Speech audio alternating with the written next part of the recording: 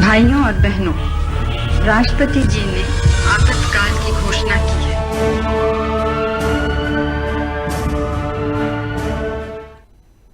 नमस्कार, स्वदेश न्यूज की खास पेशकश में आप सभी का स्वागत है। मैं हूं आपके साथ भागीरथ साहू। आपातकाल या इमरजेंसी, ये नाम सुनते ही जहन में सबसे पहले याद आता है साल 1975।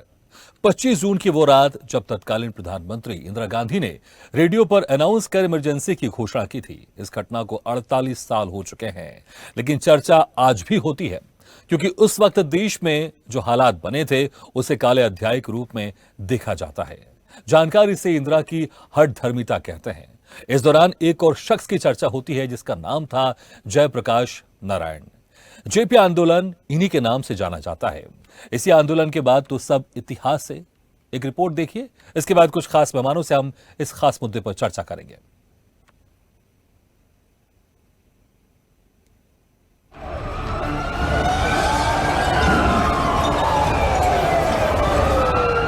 भाइयों और बहनों, राष्ट्रपति जी ने आपातकाल की घोषणा की है। आज से 48 साल पहले देश में आपातकाल घोषित किया गया था, जिसे भारतीय राजनीति के इतिहास का काला अध्याय भी कहा जाता है। 25 जून 1975 की आधी रात को आपातकाल की घोषणा की गई, जो 21 मार्च 1977 तक लगी रही। उस दौरान तत्कालीन राष्ट्रपति फखरुद्दीन अली अहमद ने तत्कालीन प्रधानमंत्री इंदिरा गांधी के नेतृत्व वाली सरकार की सिफारिश पर भारतीय संविधान की धारा 352 के अधीन देश में आपातकाल की घोषणा की थी। आपातकाल में चुनाव स्थगित हो गए थे। इसे आजाद भारत का सबसे विवादास्पद दौर भी माना जाता है। वहीं अगले सुबह यानी 26 जून को समूचे देश ने रेडियो पर इंदिरा गांधी की आवाज में आपातकाल की घोषणा के बारे में सुना। भाइयों और बहनों, राष्ट्रपति जी ने आपातकाल की घोषणा की है। इससे आतंकित होने का कोई कारण नहीं है। The President has proclaimed emergency. This is nothing to panic about. आपातकाल के पीछे कई वजह बताई जाती हैं, जिसमें सबसे अहम है 12 जून 1975 को इलाहाबाद हाई कोर्ट की ओर से इंदिरा गांधी के खिलाफ दिया गया फैसला। आपातकाल की सबसे बड़ी वजह, आपातकाल की नींव 12 जून 1975 को ही रख दी गई थी। इलाहाबाद हाई कोर्ट ने पीएम इंदिरा गांधी को दोषी पाया। रायबरेली के चुनाव में सरकारी मशीनरी के दुरुपयोग का आरोप हाई कोर्ट ने उनके चुनाव को खारिज कर दिया था। इंदिरा पर 6 साल तक चुनाव लड़ने पर पाबंदी, किसी भी तरह के पद संभालने पर रोक भी लगा दी गई थी। दरअसल राजनारायण ने 1971 में रायबरेली में इंदिरा गांधी के हाथों हारने के बाद मामला दाखिल कराया था। जस्टिस जगमोहन लाल सिन्हा ने यह फैसला सुनाया था। हालांकि 24 जून 1975 को सुप्रीम कोर्ट ने आदेश बरकरार रखा, लेकिन इंदिरा को प्रधानमंत्री की कुर्सी पर बने रहने की इजाजत दी। एक दिन बाद जयप्रकाश नारायण ने इंदिरा के इस्तीफे देने तक देश भर में रोष प्रदर्शन करने का आह्वान किया। देश भर में हड़तालें चल रही थी।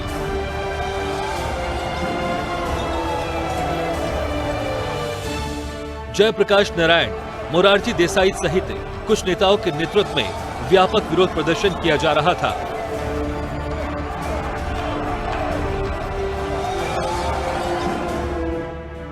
इंदिरा आसानी से सिंहासन खाली करने की मूड में नहीं थी। संजय गांधी कतई नहीं चाहते थे कि उनकी मां के हाथ से सत्ता जाए। उधर विपक्ष सरकार पर लगातार दबाव बना रहा था। नतीजा ये हुआ कि इंदिरा ने 25 जून की रात देश में आपातकाल लागू करने का फैसला लिया। आधी रात इंदिरा ने तत्कालीन राष्ट्रपति फखरुद्दीन अली अहमद से आपातकाल के फैसले पर दस्तखत करवा लिए। आपातकाल में जयप्रकाश नारायण की अगुवाई में पूरा विपक्ष एकजुट हो गया। पूरे देश में इंदिरा के खिलाफ आंदोलन छिड़ गया। सरकारी मशीनरी विपक्ष के आंदोलन को कुचलने में लगी थी। अटल बिहारी वाजपेयी, लाल कृष्ण आडवाणी, मुलायम सिंह यादव समेत विपक्ष के तमाम नेता जेल में ठूस दिए गए। संजय गांधी की मनमानियां सीमा पार कर गई थी। उनके इशारे पर न जाने कितने पुरुषों की जबरन नसबंदी करवा दी गई थी। इधर जेपी की लड़ाई निर्णायक मुकाम तक पहुंची। इंदिरा को सिंहासन छोड़ना पड़ा। मोरारजी देसाई की अगुवाई में जनता पार्टी का गठन हुआ। 1977 में फिर आम चुनाव हुए। 1977 के चुनाव में कांग्रेस बुरी तरह हार गई। इंदिरा खुद रायबरेली से चुनाव हार गईं और कांग्रेस 153 सीटों पर सिमट गई।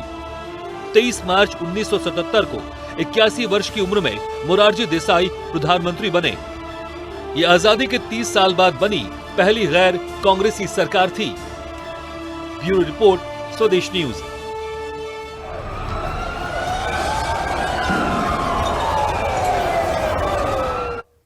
तो इसी खास मुद्दे पर चर्चा करने के लिए जो मेहमान हमारे साथ मौजूद हैं, मैं उनका तारुफ कराता हूं आपसे। हमारे साथ इस वक्त स्टूडियो मौजूद हैं दीपक जोशी जी, जो कि वरिष्ठ कांग्रेस नेता हैं, और स्काइप से हमारे साथ जुड़ रहे हैं दुर्गेश केशवानी, जो कि बीजेपी प्रवक्ता हैं, और साथ ही इस वक्त स्टूडियो मौजूद हैं तपन भौमिक जी, अध्यक्ष एमपी लोकतंत्र सेनानी संघ, और हमारे साथ हैं पूर्व मंत्री और कांग्रेस विधायक पीसी शर्मा जी। आप सभी मेहमानों का बहुत बहुत स्वागत है हमारी इस खास चर्चा में।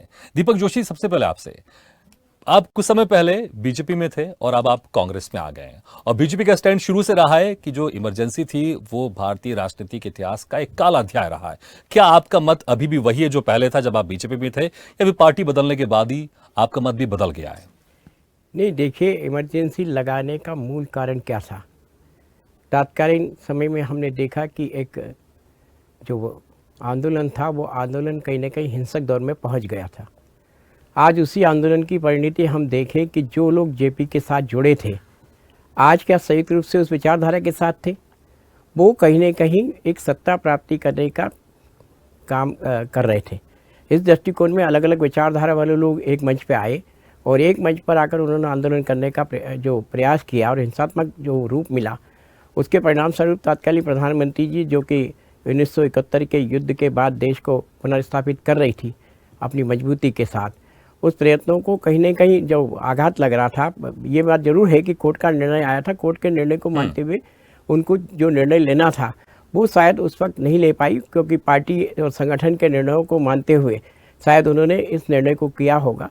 लेकिन जहाँ तक सवाल यह है कि मशीनरी का उपयोग, आप जानते हैं कि ये सब काम मशीनरी के लोग करते हैं, और जब मशीनरी इसमें काम में आती है तो उनकी कार्यप्रणाली से कहीं ना कहीं बहुत से लोग दुखी भी होते हैं, व्यथित भी होते हैं। मैं स्वयं भी कह सकता हूँ कि उस वक्त मैं 14 साल का था, मेरे पिताजी का पूरे परिवार वाले मिसा के अंदर निरुद्ध हुए थे। ऐसे दृष्टिकोण में चूँकि हमारा तो संयुक्त परिवार था, हम लोगों को ज़्यादा दिक्कतें नहीं गई, लेकिन उन परिवारों को जो अकेले थे, एकल थे, जिनकी एकल कमाई थी, वो परिवार कहीं ना कहीं दिक्कत में आए। तो मैं ये कह सकता हूँ कि जो उस वक्त व्यवस्था थी, उस व्यवस्था के विरुद्ध अगर कोई भी व्यक्ति होता तो उसको यही करना पड़ता। आज भी हम देख लें कि मैं स्वयं जब कांग्रेस में गया तो उसका मूल कारण यह है कि हमारी सरकार द्वारा, मेरी सरकार, मेरे ही कार्यकर्ता, मेरे ही लोग, लेकिन 3 थानों की पुलिस मेरे खिलाफ लगा दी जाती कि इसको घेरो, पकड़ो, दबोचो। तो ऐसी स्थिति में मुझे लगता है कि इमरजेंसी के उस दौर में मैं ज़्यादा सुरक्षित था बनिस्बत आज, और इसी कारण से, सुरक्षा के कारण आज मैं कांग्रेस में। अगर एक लाइन में पूछूं, उस वक्त जो इमरजेंसी लगाई गई, आप सहमत थे कि जो माहौल था उसके हिसाब से इमरजेंसी लगाना सही था या गलत था? नहीं, देखिए, जो प्रधानमंत्री की जिम्मेदारी होती है देश को सुरक्षित, आंतरिक सुरक्षा को मजबूत करना, उस वक्त जो व्यवस्थाएं थी, आपने देखा कि मिसा के अंतर्गत बहुत से ऐसे लोग, जिसमें हाजी मस्तान का नाम हमने पहली बार सुना, यूसुफ का नाम पहली बार सुना, बहुत से गुंडों के नाम सुने, उनको भी मिसा के अंदर निरुद्ध किया गया था। तो कहीं ना कहीं कार्रवाई में उन लोगों को भी शामिल किया गया था। लेकिन राजनीतिक रूप से मैं कह सकता हूं कि कहीं ना कहीं थोड़ा सा जो रूप हुआ वो नहीं होना था। लेकिन वो मैं कह सकता हूं दावे से कि इसमें जो मिशनरी थी उसने कहीं ना कहीं उपयोग किया इस चीज़ का, क्योंकि मैं स्वयं जिस छोटे से गांव में ही रहता था, उस वक्त जो इन लोगों ने इस काम को अंजाम देने का प्रयत्न किया वो कांग्रेस के कार्यकर्ता नहीं थे, कांग्रेस के नेता नहीं थे, लेकिन मिशनरी ने कहीं ना कहीं उसका उपयोग किया, और उसका परिणाम आपने देखा कि 77 में जनता ने कहीं ना कहीं उसका निर्णय भी दे दिया। ठीक है, पीसी शर्मा जी, जो आपके अब साथी हो चुके हैं, वो पूरी तरह से सहमत नहीं है कि सही नहीं था इमरजेंसी लगाना, लेकिन जिस तरह से आप अक्सर मोदी सरकार पर, बीजेपी सरकार पर आरोप लगाते रहते हैं कि लोकतंत्र की हत्या कर रही है बीजेपी सरकार, लेकिन बीजेपी कहती है कि सही मायने में तो कांग्रेस ने लोकतंत्र की हत्या की थी इमरजेंसी लगाकर। देखिए, आज भी स्थिति वही है, अभी अघोषित इमरजेंसी चल रही है। ईडी और सीबीआई का कैसे यूज़ हो रहा है? ईडी और सीबीआई का ऐसा यूज़ हो रहा है जैसे थानों का उपयोग होता है। तो मैं समझता हूँ कि अघोषित इमरजेंसी चल रही है। और एक चीज़ इसमें उल्लेख आया और कि इमरजेंसी में अभी आपके संवाददाता ने कहा कि संजय गांधी जी ने नसबंदी कराई, ये उनका एक प्रोग्राम था, फैमिली प्लानिंग, और मैं नहीं समझता कि किसी की ज़बरदस्ती नसबंदी कराई हो। और आज परिणाम देखें ना, वो जो विरोध हुआ उस नसबंदी का, वो वृक्षारोपण का दूसरा एक उनका पॉइंट था। आप देखिए क्या स्थिति है आज। हिंदुस्तान दुनिया के आबादी के मामले में सबसे आगे हो गया है, रोजगार है नहीं, महंगाई 7वें आसमान पे। ये बढ़ती हुई आबादी के रिजल्ट्स हैं जिसको कि आज हम कंट्रोल नहीं कर पा रहे हैं, इस देश में हम उसको कंट्रोल नहीं कर पा रहे हैं। और अगर वो जो फैमिली प्लानिंग के कार्यक्रम और वृक्षारोपण के कार्यक्रम लगातार उसी तरह चलते रहते, तो हम देख रहे हैं आज 24 तारीख हो गई, 23-24 तक मानसून गायब है। ये सब चीज़ें जो भी इकोलॉजिकल बैलेंस के लिए थी, वो इकोलॉजिकल बैलेंस पूरा ख़त्म हो गया। और अगर ऐसा था कि ये उनकी इमरजेंसी लगाने का निर्णय अगर गलत थे, जैसा दीपक जोशी ने उस समय की परिस्थितियों के हिसाब से, तो 80 में थम्बिंग मेजॉरिटी से कांग्रेस पार्टी को नहीं वोट करते लोग। वो मानते कि इनको हमने बाहर कर दिया है, कोर्ट ने कहा था इसलिए बाहर कर दिया है, इसलिए 80 में 3 साल में 1977 में जो चुनाव है उसमें तो 153 पे सिमट गई थी कांग्रेस। नहीं 77 से लेके 80 में 3 साल के अंदर ये लोगों ने देख लिया, 3 सरकारें बदल गई, 3 प्राइम मिनिस्टर बदल गए। ये कंट्रोल, ये सब स्थितियाँ थी जिसकी वजह से इमरजेंसी लगी। और जनता ने प्रूव कर दिया कि 77 में तो हमने हराया उस समय उन स्थितियों को देखते हुए, लेकिन इस देश का नेतृत्व कोई कर सकता है तो कांग्रेस और इंदिरा गांधी जी कर सकती थी। ये स्थिति ठीक है, लेकिन आप जो कंपेयर कर रहे हैं उस वक्त की स्थिति को आज की स्थिति से, आज तो आप जैसे जो नेता हैं, विपक्ष के नेता, वो अपनी बात तो रख सकते हैं मीडिया के सामने। रख सकते हैं। उस वक्त तो पूरी तरह से पाबंदी थी। जो विपक्ष के नेता थे वो भेष बना के यहाँ वहां घूम रहे थे, छुप रहे थे। अरे माननीय, कहाँ रख सकते हैं? कल ही कमलनाथ जी, पूर्व मुख्यमंत्री, कांग्रेस के अध्यक्ष, जो केंद्र में सीनियर मिनिस्टर रहे, 8-9 साल के सांसद हैं, उनके खिलाफ पोस्टरबाजी होती है। आप स्वतंत्र देखिए, आप स्वदेश में तो बैठे हैं, हम अपनी मन की बात कह सकते हैं। थाने में FIR नहीं हो रही है। अरे भाई, हमने कहा कि 0 उस पर कर दीजिए, अज्ञात कर दीजिए, किसी का नाम मत डालिए, तो FIR नहीं हो रही। जो हम विधायक हूँ, मैं पूर्व मंत्री हूँ, मैं जा रहा हूँ और सीनियर लोग जा रहे हैं, एडवोकेट जा रहे हैं, उनसे वो FIR नहीं हो रही, तो बाकी आम आदमी का क्या होगा? वही स्थितियां हैं पूरी की पूरी। ठीक है, दुर्गेश केशवानी जी, ठीक, दुर्गेश केशवानी जी, जो इमरजेंसी की स्थिति थी आज ये वो स्थिति हो गई है। विपक्ष के नेताओं का आप लोग बोलने नहीं दे रहे हैं, FIR दर्ज नहीं हो रही है, और जो कंपेयर किया जाता है, आप लोग कहते हैं कि जो इमरजेंसी थी वो काला अध्याय था भारत की राजनीति में, भारत की उसमें परिप्रेक्ष्य में, लेकिन अभी स्थिति वही है। विपक्ष सीधे तौर पर आरोप लगा रही है आपके ऊपर। हमेशा से ही कांग्रेस संविधान की दुहाई देती है और संविधान का गला घोटने का काम अगर किया तो इमरजेंसी थोपकर किया गया। वह देश का वह काला अध्याय है जिसमें विपक्ष को बोलने नहीं दिया गया, मीडिया के पर्सन को लिखने नहीं दिया गया, उनकी किसी की भी बात, सिर्फ एक ही बात करती थी, तो इंदिरा गांधी हठधर्मी के कारण इमरजेंसी लगाई गई। और आज मुझे लगता है कि बड़ा ही हास्यास्पद लग रहा है कि सीपी शर्मा जी वरिष्ठ किसी भी चीज में जांच होती है, अगर कोई भी कार्रवाई कर रहे हैं, हम अपने अगर कोई शिकायत, सब चीजें आप बोल रहे हैं, बस जरूर आरोप लगाने का काम कर रहा है, पर उसके बाद भी स्वतंत्रता है आपको हर चीज की, और उस समय हर आदमी जेल की चीजों के पीछे। नहीं, वो कह रहे हैं कैसी स्वतंत्रता? ईडी का आप लोग गलत इस्तेमाल कर रहे हैं, CBI का आप लोग गलत इस्तेमाल कर रहे हैं, ये कैसी स्वतंत्रता है? ये स्वतंत्रता है, आपको हर चीज की स्वतंत्रता है।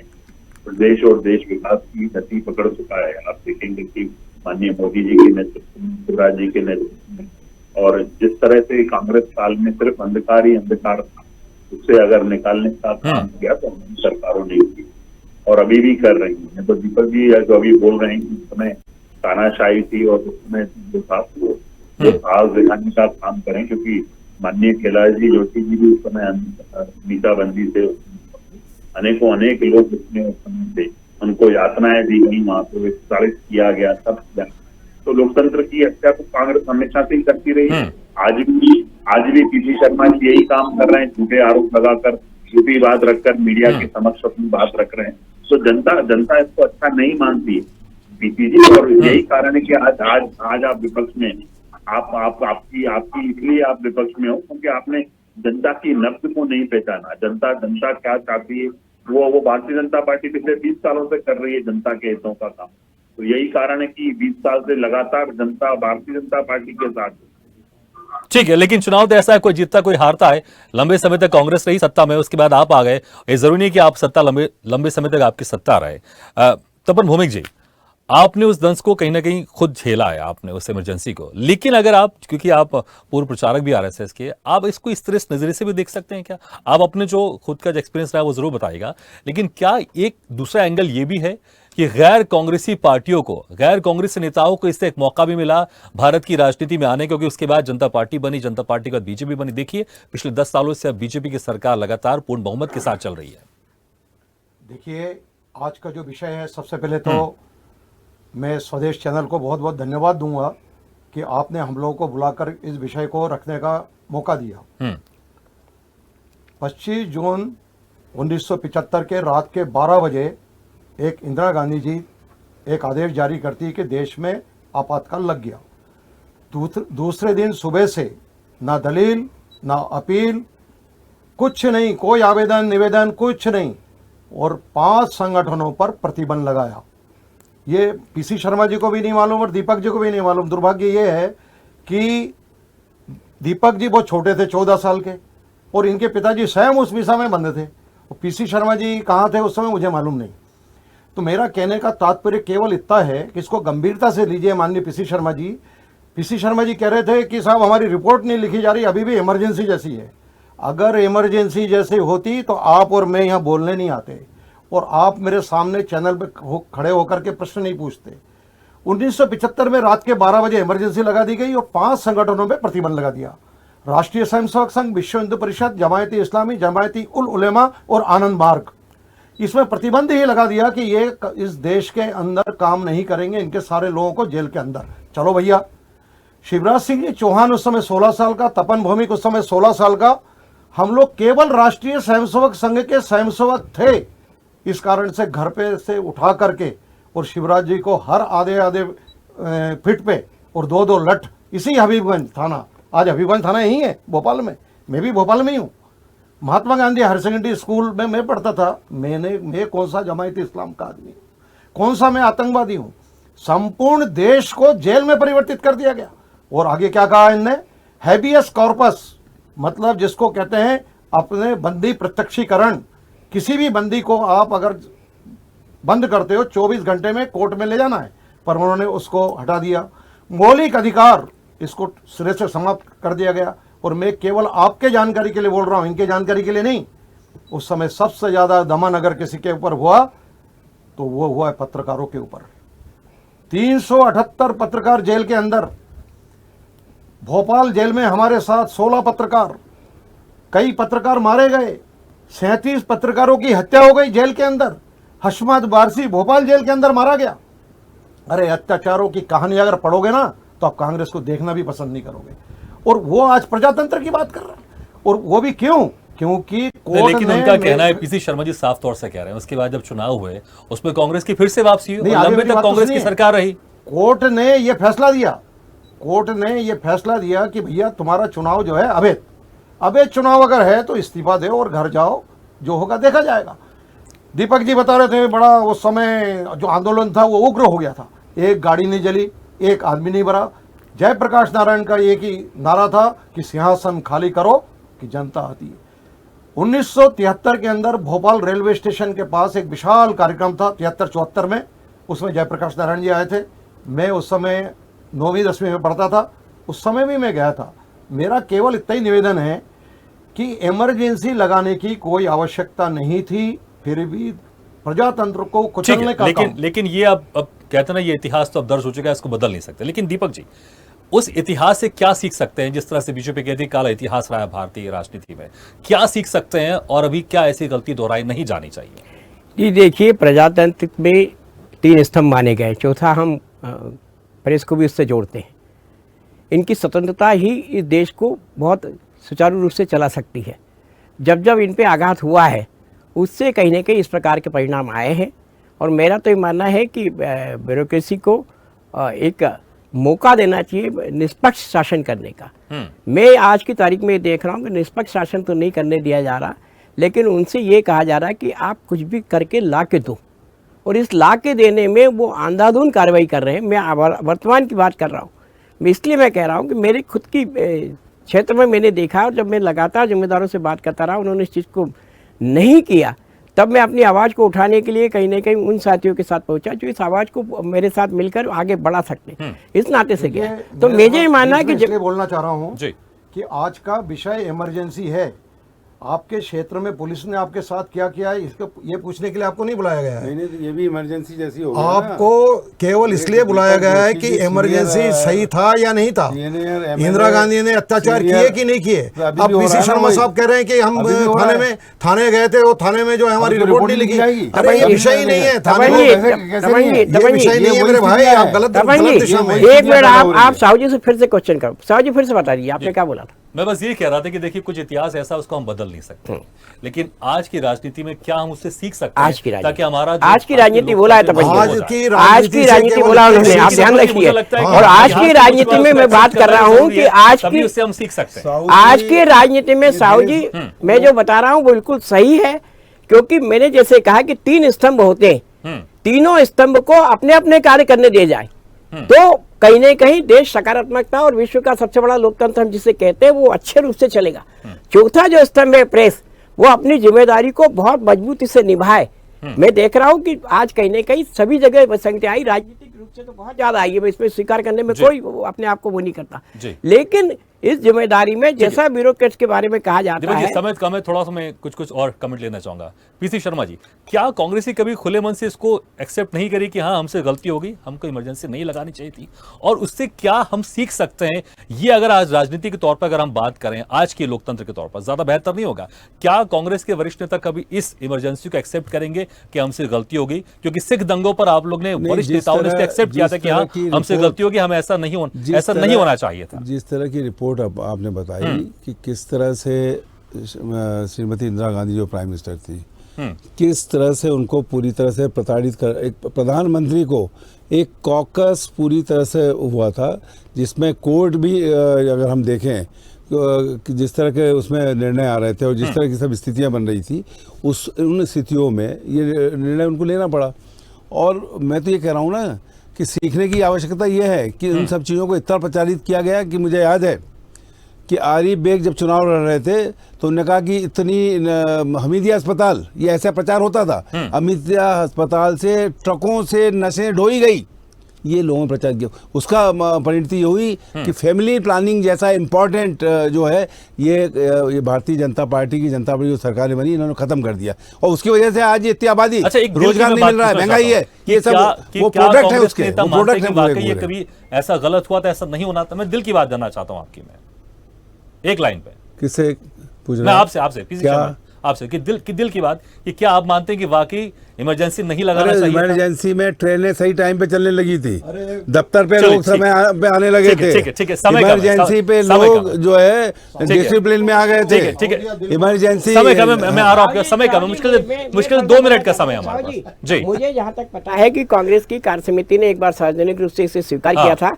कि हाँ ये गलती हुई है, स्वीकार किया। वही उम्मीद कर रहा था कि पीसी शर्मा जी स्वीकार किया, नहीं स्वीकार किया, मैं उसको बता रहा हूँ, उन्होंने स्वीकार किया। सर समय कम है, दुर्गेश जी से कुछ एक लास्ट कमेंट। दुर्गेश जी क्या कहना चाहेंगे आप? क्योंकि देखिए अभी पिछले 10 सालों से आप लोग सत्ता में हैं, सीखने की आवश्यकता जरूर होती है, क्योंकि इतिहास कैसा भी रहो, अच्छा हो या पुराना हो या बुरा हो, लेकिन सीखने की आवश्यकता सबसे रहती है और सीखने को हर चीज से मिलता है। दुर्गेश जी संक्षेप में। देखिए भागीरथ जी, लोकतंत्र का मतलब ही ये है कि आप अपने हर विचार को जनता के बीच में रख पाए, अपने विचारों को रख पाए, और जब आप पर कोई चीज थोप दी जाती है, आपको बंद कर दिया जाता है, आपको एक जगह पे रोक दिया जाता है, तो निश्चित रूप से छटपटाहट होती है। उस छटपटाहट को उससे मुझे नहीं लगता कि कोई सीखने की आवश्यकता है। इमरजेंसी एक ऐसा अध्याय है कांग्रेस के दामन पर। ठीक है दुर्गेश जी, समय कम है, एक लास्ट कमेंट, एक लाइन में संक्षेप में लास्ट कमेंट, 1 सेकंड में खत्म कर रहा हूँ अपनी बात को। कांग्रेस ने देश को बहुत सारे दंश दिए, जिसमें विभाजन है, इमरजेंसी है, सिख नरसंहार है। ठीक है, आपके साथी मुझे लगता है इस बात को कंप्लीट कर देंगे। तपन जी, कांग्रेस ने देश को लास्ट कमेंट एक लाइन में प्लीज, जो अपनी हट धर्मिता के चलते वो करते आए। ठीक है तपन जी। Last comment. नहीं, क्या प्रश्न क्या है आपका? नहीं, लास्ट कमेंट कि जो पूरा एक इतिहास रहा है, क्योंकि भले हमारा इतिहास कैसा भी बुरा अच्छा रहा हो, लेकिन आज की सरकार को इससे कुछ सीखने को मिलता है ना। देखिए, ऐसा है, ये जो इमरजेंसी लगी वो घोर अत्याचार, अनाचार, पत्रकारों की आज़ादी पे कुठाराघात और देश को अलग दिशा में ले जाए। आज भारत सबसे अच्छी स्थिति में है। आज भारतीय जनता पार्टी की सरकार, चाहे वो मध्य प्रदेश में हो चाहे केंद्र में हो, संपूर्ण देश या विश्व के अंदर। ठीक है, मुझे लगता है कि ये राजनीतिक बहस का मुद्दा हमेशा चलता रहेगा, क्योंकि इससे जो सत्ता पक्ष है, खासकर बीजेपी, उसे बताते रहेगी ये काला इतिहास रहा है, काला अध्याय रहा है। लेकिन कांग्रेस हमेशा ये कहती रही कि आज भी वही दौर है, आज भी एक तरह से इमरजेंसी चल रही है। ठीक है सर, समय हमारा समाप्त हो गया। बहुत बहुत शुक्रिया सर आप सभी का, दुर्गेश केशवानी जी, तपन भौमिक जी, दीपक जोशी जी, पीसी शर्मा जी, बहुत बहुत शुक्रिया। इसी के साथ हमारे इस खास पेशकश में फिलहाल लेते हैं, लेकिन खबरों का सिलसिला लगातार जारी। आप देखते रहिए स्वदेश न्यूज। सबसे पहले तेज।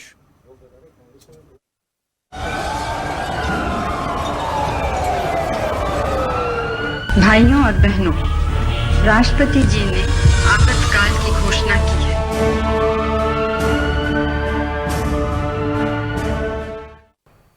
ऐसे ही वीडियोस के लिए लाइक करें, शेयर करें, फॉलो करें।